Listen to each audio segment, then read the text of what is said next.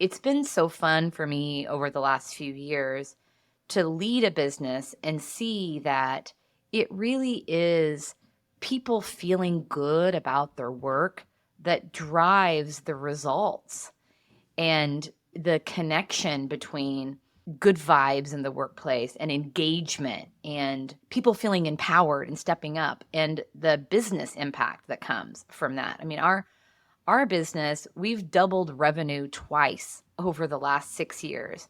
And I attribute that to the culture.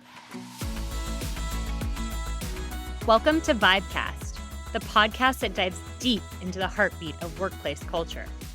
I'm your host, Kristi Skutnik. Join me in conversations with extraordinary leaders as we unravel their experiences, both positive and negative, that have impacted workplace culture. This podcast is more than storytelling. It's about actionable insights. Are you ready to transform the vibe at your workplace? Let's go. Today, I got to have some fun with Andrea Butcher. She's a visionary leader, lifelong seeker, and enthusiastic encourager, which I know you will all see exhibited when you listen in. She has extensive experience leading teams and organizations to the next level through her company, HRD. HRD is on a mission to improve the world one leader at a time.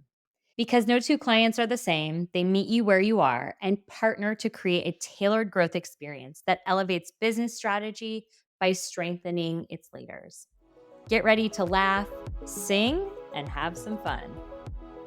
Okay, Andrea, I'm so excited to have you here today. Your energy is so good. The song you were singing to me in prep for this was so good. It's a breath of fresh air. I'm coming off some travel and I feel like I'm being re-energized by you, even though it's over the computer. So I want to jump in right away and just, help me understand and kind of ground the conversation in how you define a vibe.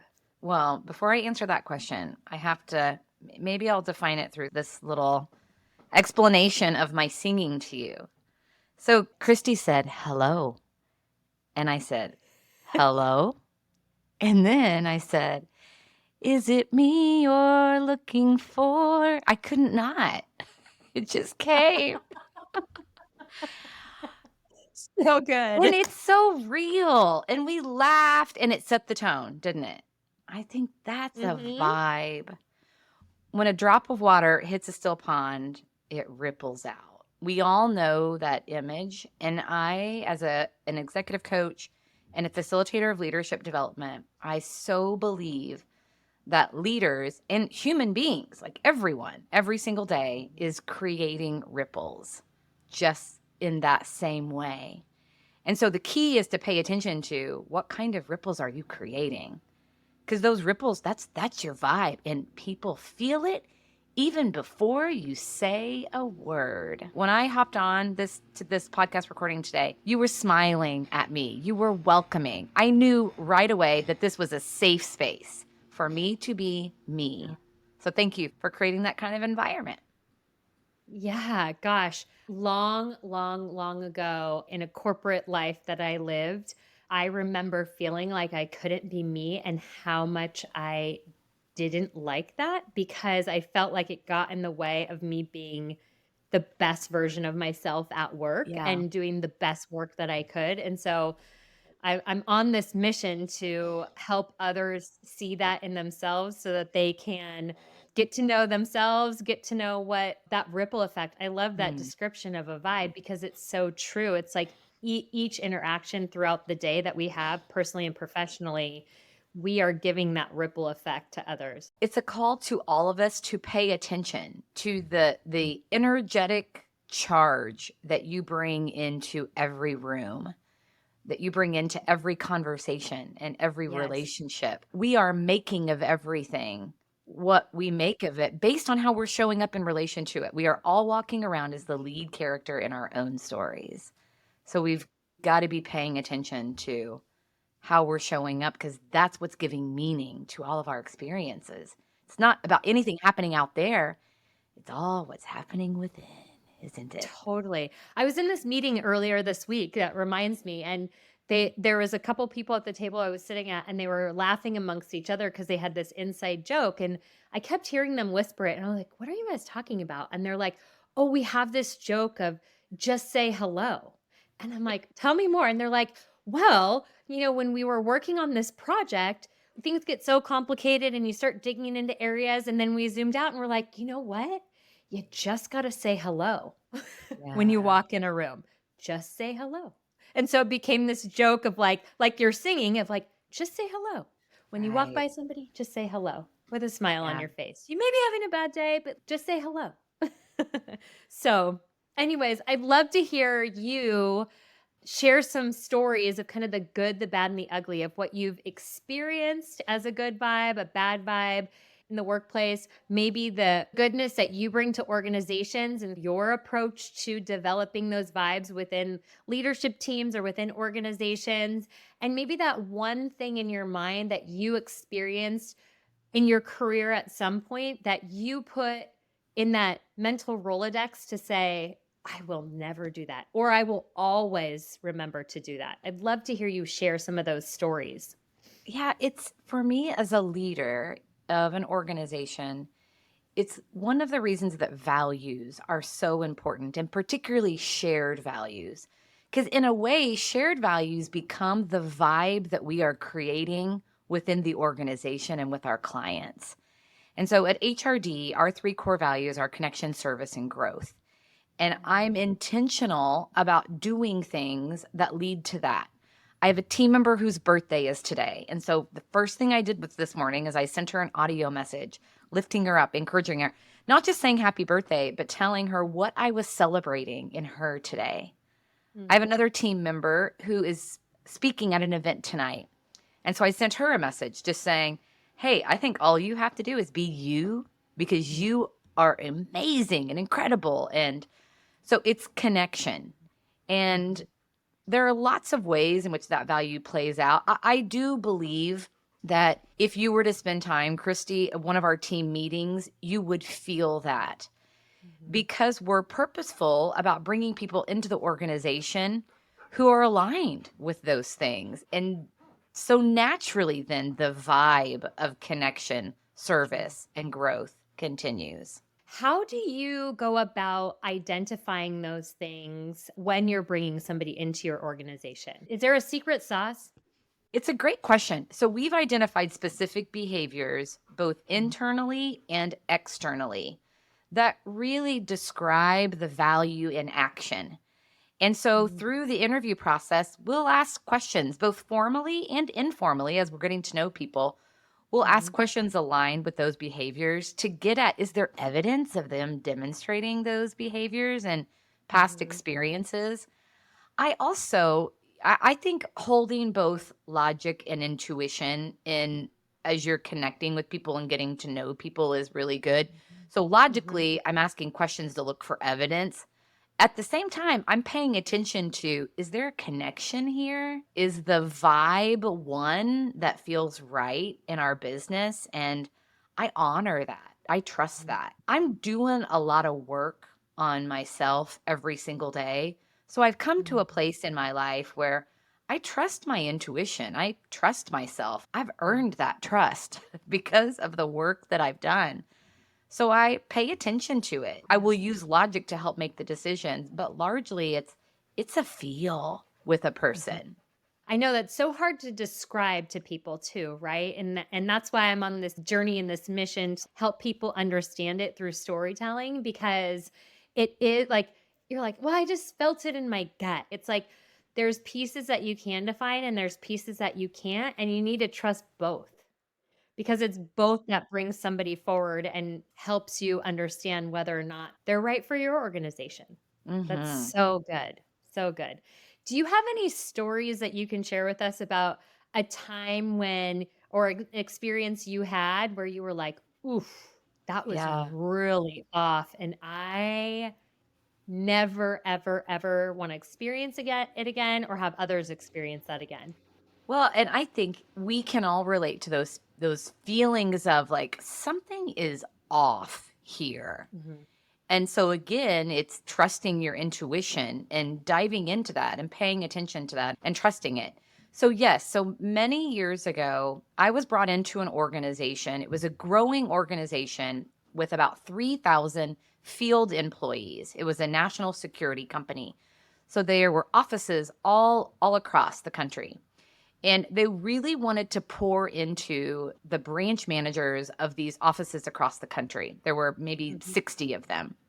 And historically, the business had the founder very much believed in developing people. He very much subscribed to the businesses don't grow, people do.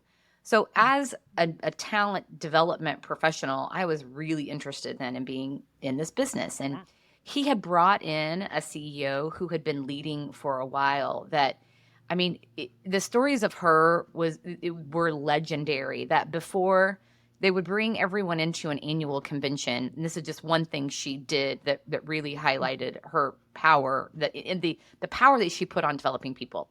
She would go around to 1,000 chairs, every single chair at this convention, and she would like say a little prayer over it, say a little intention for the human that was going to be sitting in that chair that day, right? Very intentional leader. So, no surprise, under her leadership, the business grew.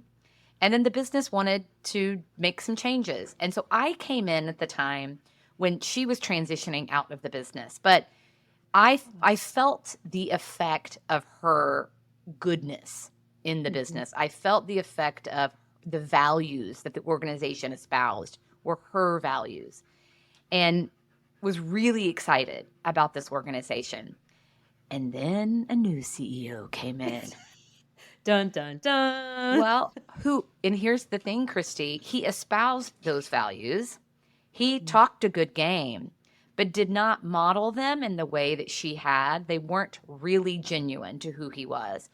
And so naturally then the business suffered as a result. His relationships with his team changed dramatically. It went from very collaborative and caring to results oriented only, and you do what you have to do to get shit done. And but again, then he would smile and pretend, and so it just like, well, what's real here? And I mean, within a year, the business was really challenged. I saw the direct impact of that. It's fascinating then how that trickled down to the rest of the business, and the business suffered as a result. Talk about a ripple, right? Like you were mentioning Uri. Yes. So it was a great, though, case study for me in the power of that senior leader and the vibe and the tone that he or she is setting across the business. My favorite definition of culture is the shadow of the leader. Yes. I wish more people understood that, because I think so often an executive suite is built and set, and then they start to look for other things in the business to blame results on, versus first looking internally to say, okay, what behaviors do I exhibit that could be manifesting in the business to create this environment? Because I 100% believe that to be true. Yeah, I mean, that's why self-awareness, like that's like Yeah. leadership 101. You've got to look in the mirror. Right, right. And I also think too, there's some leaders that they've climbed the proverbial corporate ladder, but they're probably pretty miserable. Like they think that was the only track, so they went and did that track, and then they sit there and they're not very thrilled about the role that they're playing, perhaps, but they feel like, well, I've gotten this far and I'm doing this thing and I've spent so much time here. But then Yeah. again, that ripple effect comes out in like their discontent with themselves. So then it like comes out into the business. So that's why we always say vibes speak louder than words, because it's true. Like you can say all these things like you were articulating of that CEO, and I have these values and I'm this person, I'm that person, but like the vibes that they give off are much louder than those words that they are saying out of their mouth. Absolutely. I mean, some of those traditional management structures around, like accountability without care and concern, and command and control, and even like some of the dysfunctional, greedy behaviors that have been traditionally a part of organizations. All of those things fly in the face of people feeling connected and people Yeah. feeling joy and good. And it's been so fun for me over the last few years to lead a business and see that it really is people feeling good about their work that drives the results and the connection between good vibes in the workplace and engagement and people feeling empowered and stepping up and the business impact that comes from that. I mean, our business, we've doubled revenue twice over the last 6 years.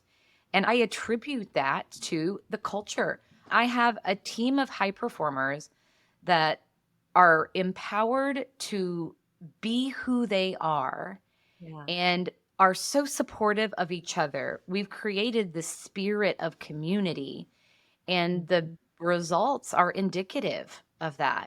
Have you hired somebody within your organization that you thought would be that way, and then it just turned a little bit sour once they joined? And then what can you articulate how you went about making sure that didn't completely disrupt and destroy what you had already created?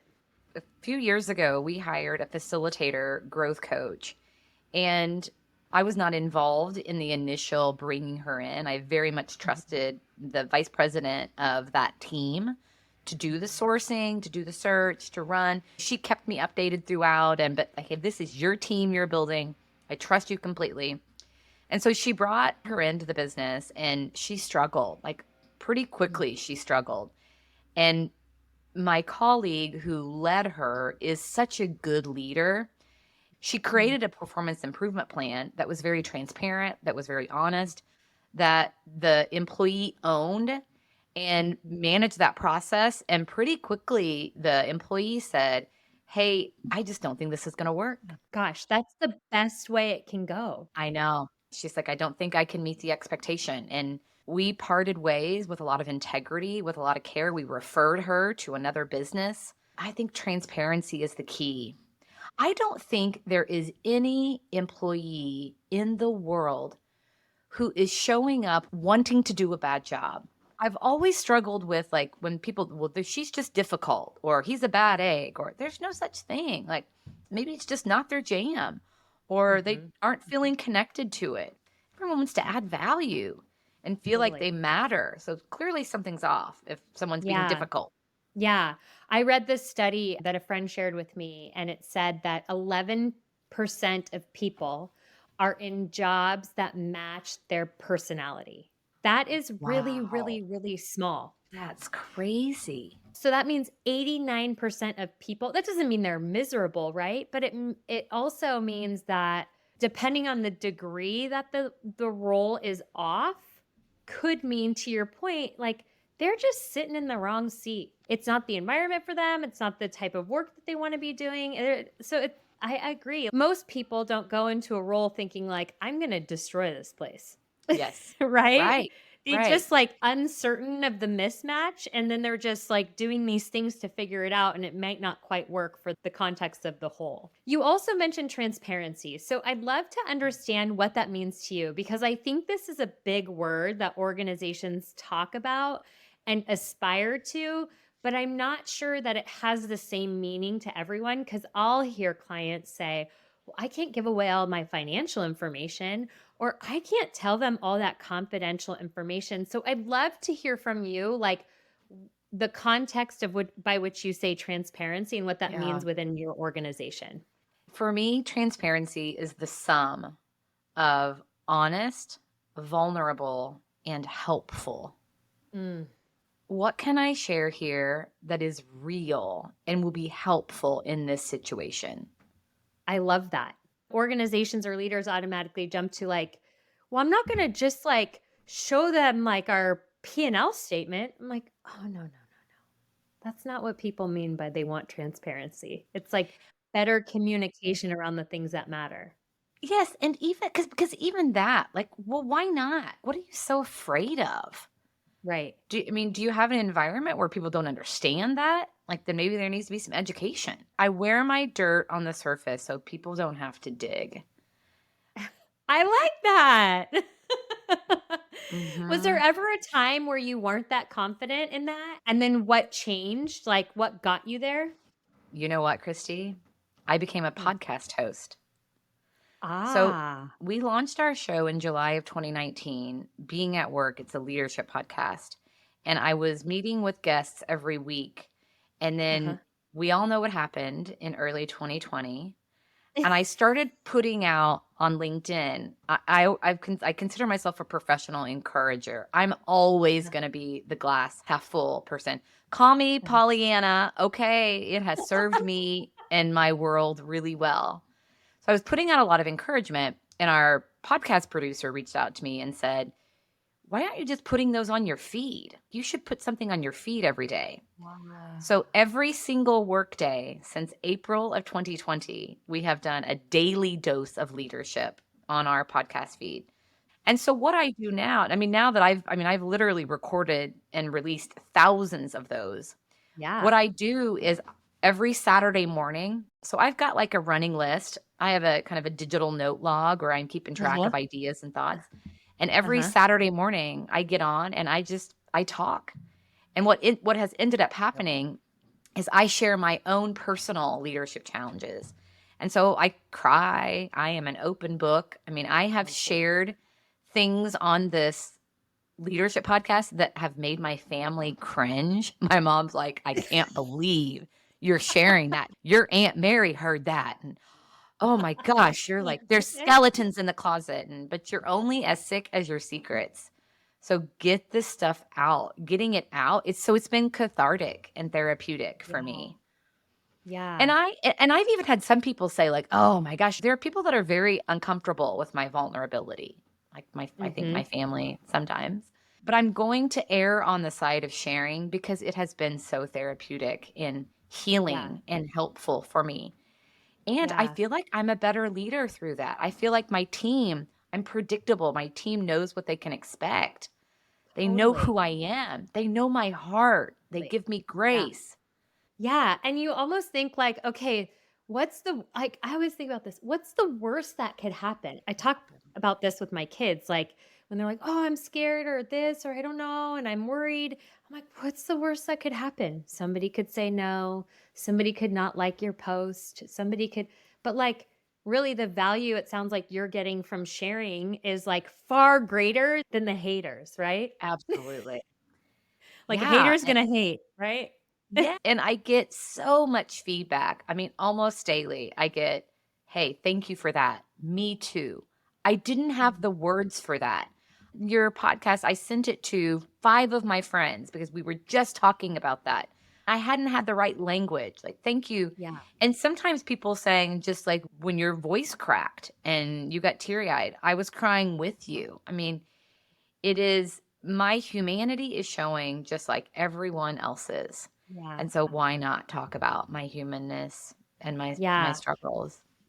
Well, and with like the world shifting, right? This idea of like integrating everything we do throughout the day work, life, kids, family, dogs, cats, birds, whatever working out, sharing a meal with somebody.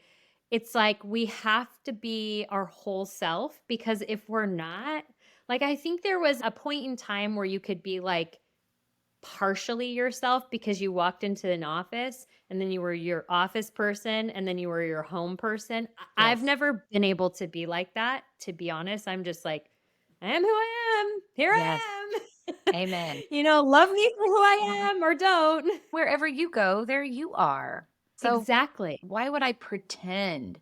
I think where people get mixed up is I Mm, adapt my behavior to change in the changing context, sure. but I'm not pretending to be someone else. The other Yeah. thing I wanted to say about the vulnerability piece, because I think it's such an important thing when it comes to the vibe, right? Mhm. Is it's just real. And I think Mhm. there's something so refreshing when we name what's real. It's like, yes, even if it's hard, because everyone can feel it. We do not connect through our successes. Think Mm-mm. about it. We connect through our weakness. So Totally. only through vulnerability can that Yeah. connection happen. I totally agree. Because if you are always like just like on the surface, right? Like that's not going to create the connection that's going to be lasting. But if you have curiosity to ask the hard questions and curiosity to dig a little bit more and curiosity to find out something about somebody that maybe they haven't shared with others, like that's where the connection happens. Yes. I mean, think about with kids. My daughter academically has always been very, very strong. And I love Mhm. my best friend because my best friend Jessica will just tell it to me straight. And one time I was being very braggadocious about Mason. It's been several years ago, maybe like 8 or 9 years ago. And Jessica said, we were with a group and I was going on and on about how like Mason was straight A's and taking AP classes already and blah, blah, blah. Yeah. And Jessica says, like, I'm glad for you, but nobody besides you and Mason's dad and maybe your parents, nobody cares about that.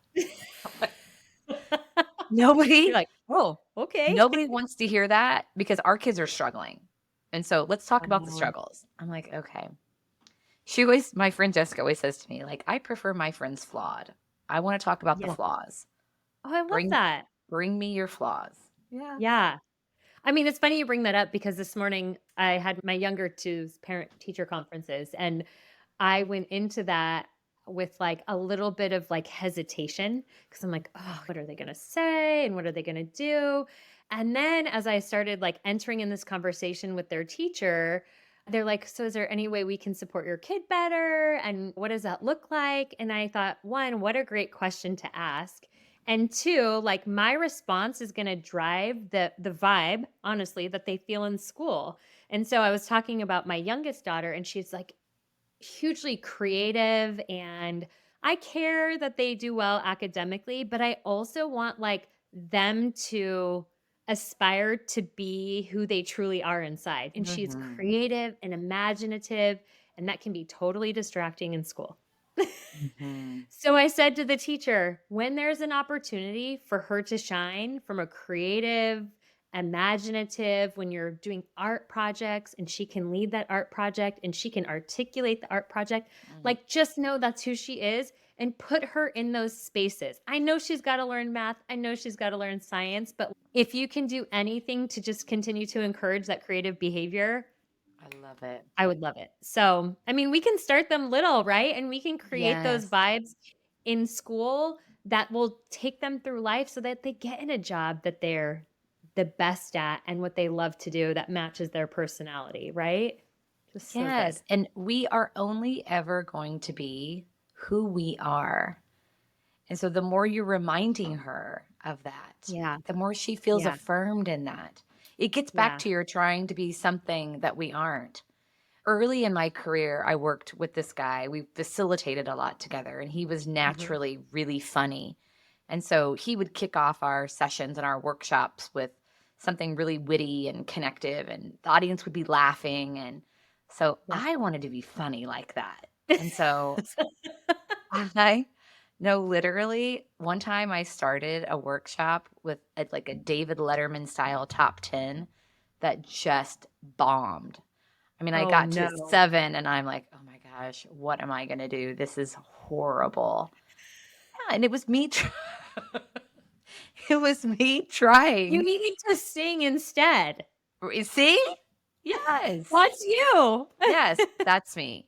Yeah, so naturally funny and witty, no, that's not my gifting, but Yeah. encouraging, uplifting, seeing people, Yeah. validating people. Yeah, Yeah. I'm gonna press into that.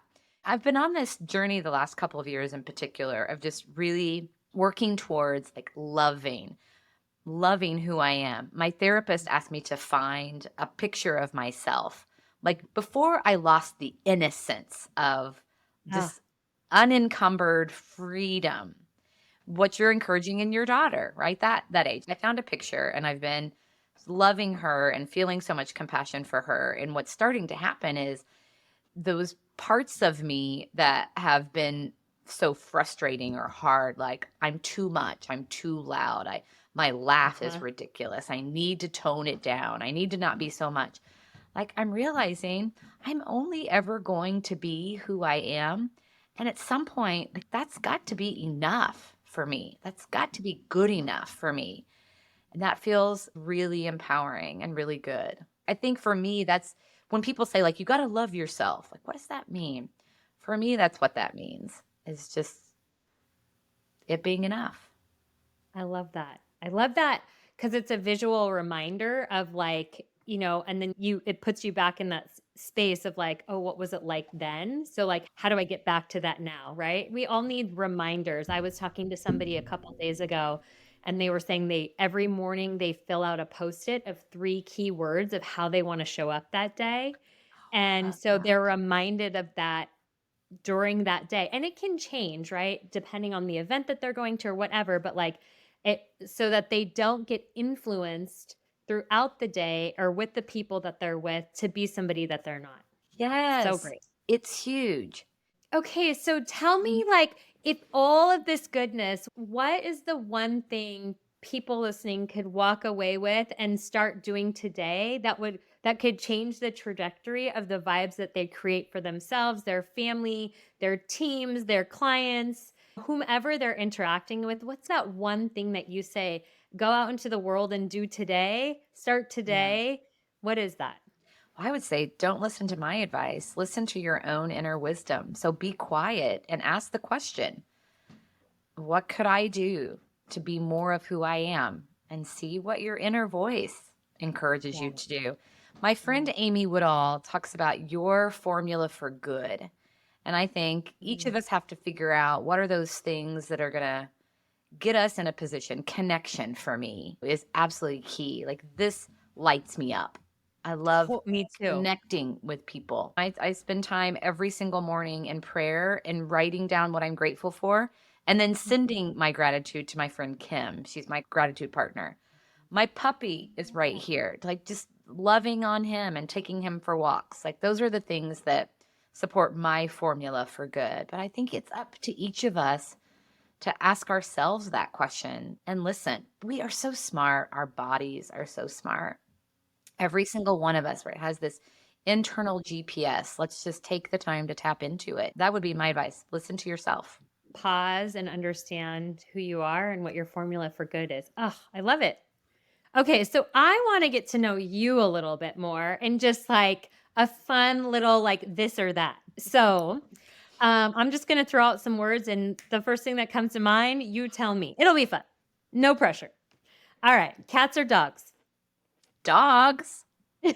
Yeah, I'm team dog too. Mhm. Although I did meet a cool cat over the weekend cool and cat together isn't really what I put together, but I did, and No. he's a cool cat.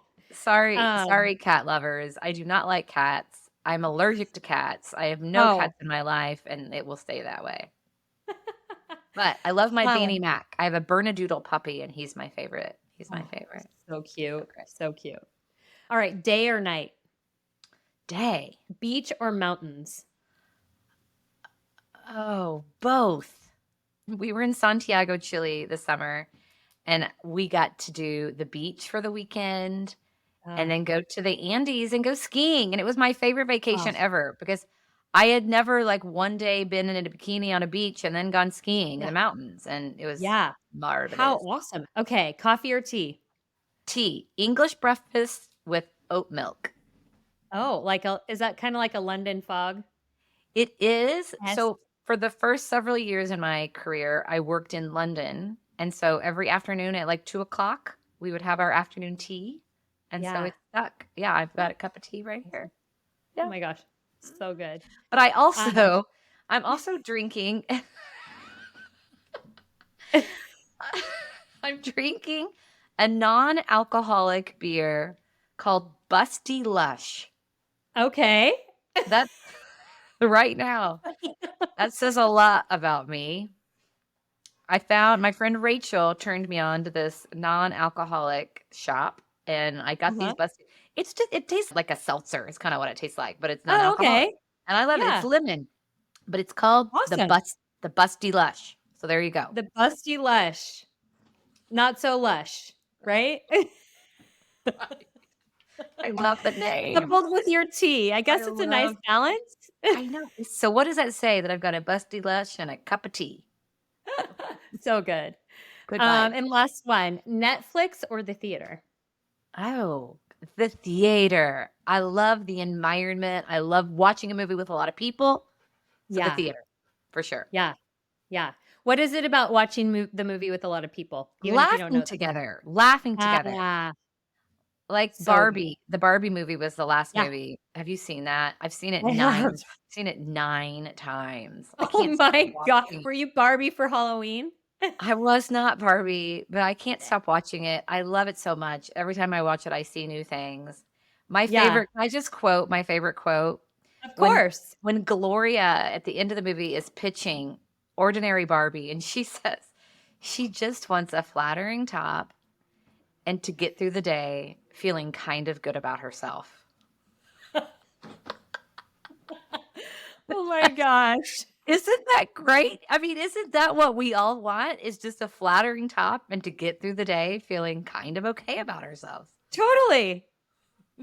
Oh my gosh. So simple, right? So simple. All right. Well, this has been so much fun. I've never had anybody sing on my podcast. I hope there's more of it. And just really insightful, like the experiences that you've had that have gotten you to the place that you're in today and that have gotten your business to the place they're in today. I Mhm. think a lot of people should take note of like, it doesn't have to be profits over people. If Mm. you invest in your people, the profits will come. And I think you've articulated that and experienced that Yes. firsthand. So that's Yes. really cool. Thank you, Kristi. And what a delight you are. Thank you for being such an incredible host and creating an environment where I could show up and be me. Okay, so how true is it that you are the main character in your own life? I'm not sure I've ever stopped to really think about that, but my conversation with Andrea really got me to pause and think through that. And as Andrea says, wherever you go, there you are. So I just ask all of you to consider the ways in which you are showing up in the world and what impact that is having on those you interact, connect, and share life with. And do you have a visual reminder that you use to stay centered on who you are each day? Andrea has a picture of her younger self, and it's just so simple, yet so profound. So I encourage you all to do the same. If this episode inspired you and you want to see how you can take the next step to creating a better vibe within your organization, I'd love for you to download our complimentary 75 Vibes worksheet. This is a simple tool to create a habit and mindset around creating great vibes in work and life.